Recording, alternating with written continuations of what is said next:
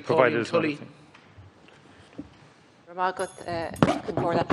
Taoiseach, I was very concerned about the lack of availability and affordability of housing in Cavan. I mean, there are virtually no properties available to privately rent, and the few that are not affordable to most families, even with HAP, and that's if landlords will accept it. So, I mean, it highlights the absolute need for social and affordable housing to be built. But there was an opportunity recently for Cavan County Council to have 24 social houses constructed in Cootehill on council land. But 5 of the 6 councillors in the municipal area voted against the Part 8, which would have allowed it to proceed. Now, the 5 that voted against the development were 2 from Fianna Fáil, 2 from Fine Gael, 1 from Aontú, and the only person who voted in favour was a Sinn Féin councillor in the area.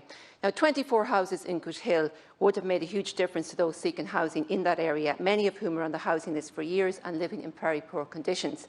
The residents of a private housing estate objected to the entrance for the proposed new estate coming from their housing estate, and that's the reason 5 of the 6 councillors voted against this development. So I'm asking you what alternatives there are to construct social housing in Cootehill and in Cavan in general, please.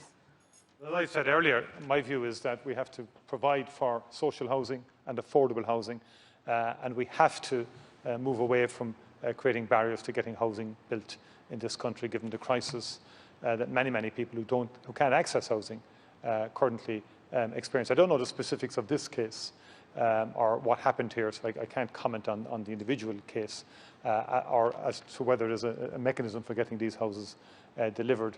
But I am very conscious, and so is the Minister for Housing, that every mechanism that can be used by the state to provide housing should be used and should be followed. Thank you, Taoiseach. Deputy Darren O'Rourke.